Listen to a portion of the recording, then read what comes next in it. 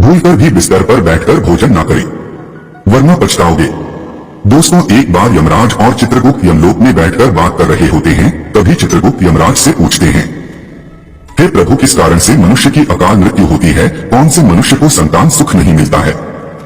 और कुछ मनुष्यों की मृत्यु शिशु अवस्था में ही क्यों हो जाती है? इसके पीछे क्या कारण है? तब यमराज चित्रगुप्त को बताते हैं, हे चित्रगुप्त, तुमने उचित ही प्रश्न किए हैं।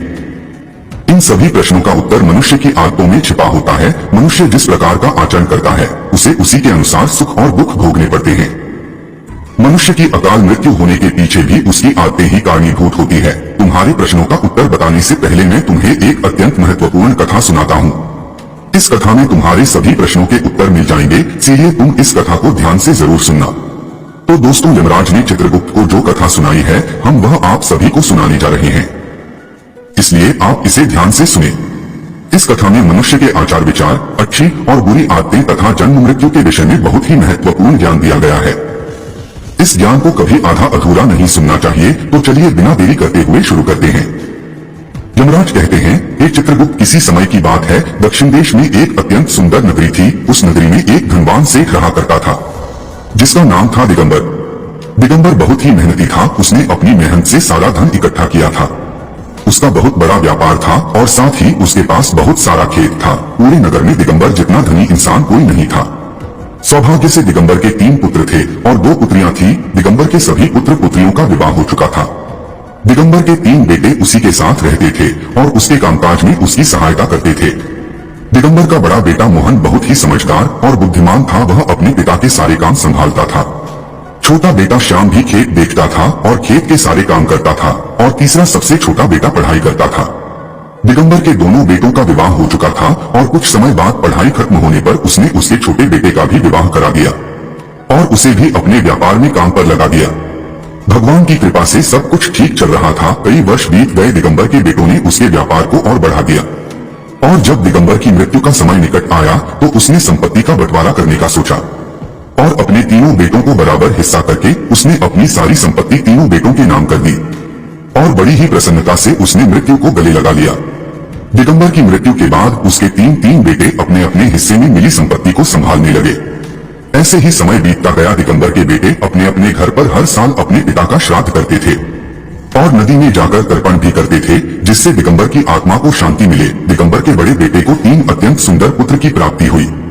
फिर छोटे बेटे को 2 पुत्र और 1 पुत्री हुई, लेकिन सबसे छोटे बेटे को कोई संतान नहीं हुई। बहुत साल बीत गए, लेकिन सबसे छोटे बेटे को कोई संतान नहीं हो रही थी। उसने कई उपाय भी किए, लेकिन उसे कभी संतान सुख नहीं मिला, जिस कारण से वह सदा ही दुखी और निराश रहने लगा।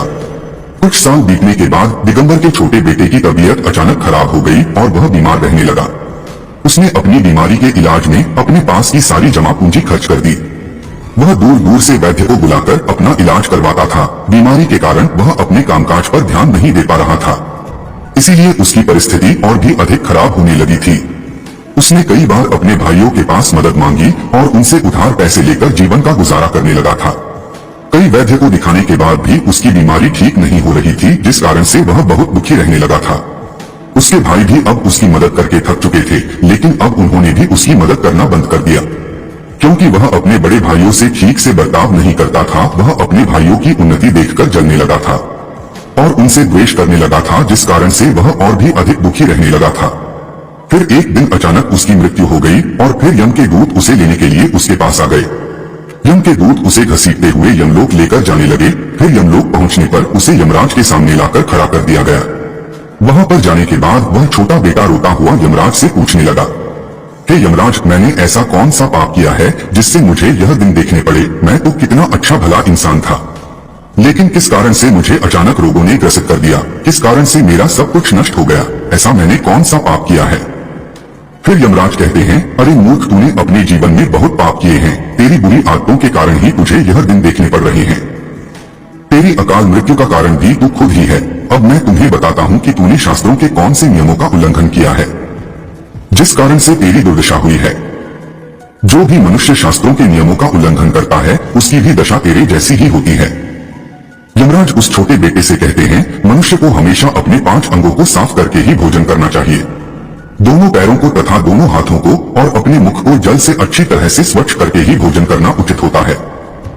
इससे मनुष्य के शरीर से रोग दूर रहते हैं और व्यक्ति दीर्घायु बन जाता है, किंतु तूने तो बिना स्नान किए ही भोजन किया है।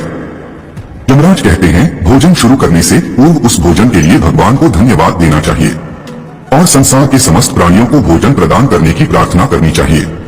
इस प्रकार से अन्य देवता को प्रणाम करके भोजन करने से मनुष्य को कोई पाप नहीं लगता है, लेकिन तूने ऐसा कोई भी कार्य नहीं किया। तूने कभी ईश्वर का धन्यवाद नहीं किया, तूने कभी प्राणियों को भोजन नहीं दिया, कभी द्वार पर आए भिक्षुक को अन्न नहीं दिया। इसी कारण तेरी यह दुर्गति हुई है।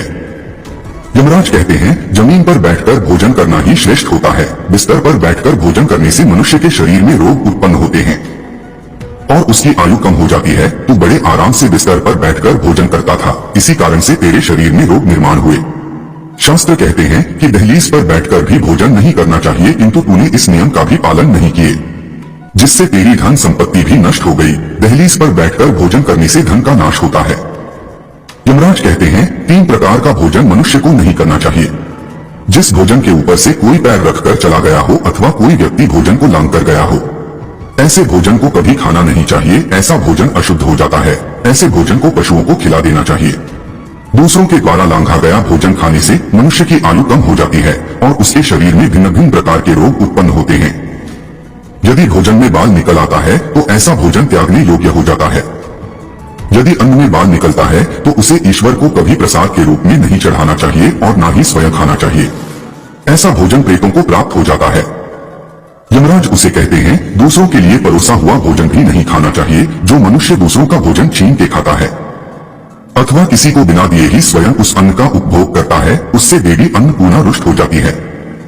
भोजन सभी में बांटकर खाना चाहिए। दूसरों के हिस्से का भोजन करने से मनुष्य के पुण्य कर्म नष्ट हो जाते हैं, लेकिन तुमने इनमें से किसी भी नियम का पालन नहीं किया, इसी कारण से तेरी आयु कम हो गई। शास्त्रों के अनुसार दिन के समय में मनुष्य को उत्तर की ओर मुख करके मल मूत्र का त्याग करना चाहिए। यदि रात्रि के समय मल मूत्र का त्याग करना हो तो दक्षिण की ओर मुख करके करना चाहिए। मल मूत्र का त्याग करते समय हमेशा अपने सिर को ढककर रखना चाहिए। किसी भी पेड़ के नीचे, कुएं के पास, नदी के किनारे के पास, गौशाला के पास, देव मंदिर, अग्नि के पास तथा शमशान भूमि के पास कभी मल मूत्र का त्याग नहीं करना चाहिए। शास्त्रों में कहा गया है, खड़े होकर भी मल मूत्र का त्याग नहीं करना चाहिए, इससे शरीर में रोग और विकार निर्माण होते हैं। इसके साथ ही पूरी तरह से निर्वस्त्र होकर भी मल मूत्र का त्याग नहीं करना चाहिए। चलते चलते कभी पेशाब नहीं करना चाहिए, इससे जीवन में दुर्भाग्य आता है। जूते पहनकर, छाता लगाकर भी मल मूत्र का त्याग करना अनुचित माना जाता है। कभी भी किसी स्त्री, गुरु देवता, मंदिर और पानी की तरफ मुख करके आकाश में ग्रहों को देखते हुए मल मूत्र का त्याग करना अनुचित होता है। रात्रि में चंद्रमा और अग्नि की तरफ देखते हुए भी मल मूत्र का त्याग नहीं करना चाहिए, इससे जीवन में दुख और संकट आते हैं। मल मूत्र का त्याग करने के बाद उस भाग को स्वच्छ करना चाहिए तथा अपने हाथों को भी जल से शुद्ध करना चाहिए। मल मूत्र का त्याग करने के बाद किसी दीवार पर साफ नहीं करना चाहिए, इससे पशु के रूप में जन्म प्राप्त होता है। मल मूत्र का त्याग करने के बाद उसे अच्छे से ढक देना चाहिए और उस पर मिट्टी डालनी चाहिए ताकि कोई पशु उसे खाए नहीं। यमराज कहते हैं, मनुष्य को कभी निर्वस्त्र होकर स्नान नहीं करना चाहिए, इससे पितृदेव रुष्ट हो जाते हैं। पितृदेव रुष्ट हो जाने पर मनुष्य अपना सब कुछ खो बैठता है, किंतु तूने सदैव ही निर्वस्त्र होकर ही स्नान किया है, जिस कारण से तेरे पितृ भी तुझसे नाराज थे। इस प्रकार से यमराज उस छोटे बेटे को बहुत सारा ज्ञान देते हैं और यमदूतों से कहकर उसे नरक ले जाने की आज्ञा दे देते हैं। तो दोस्तों, इस प्रकार से मनुष्य को कभी शास्त्रों के नियमों का उल्लंघन नहीं करना चाहिए। यमराज ने चित्रगुप्त को जो ज्ञान दिया है वह अत्यंत महत्वपूर्ण है।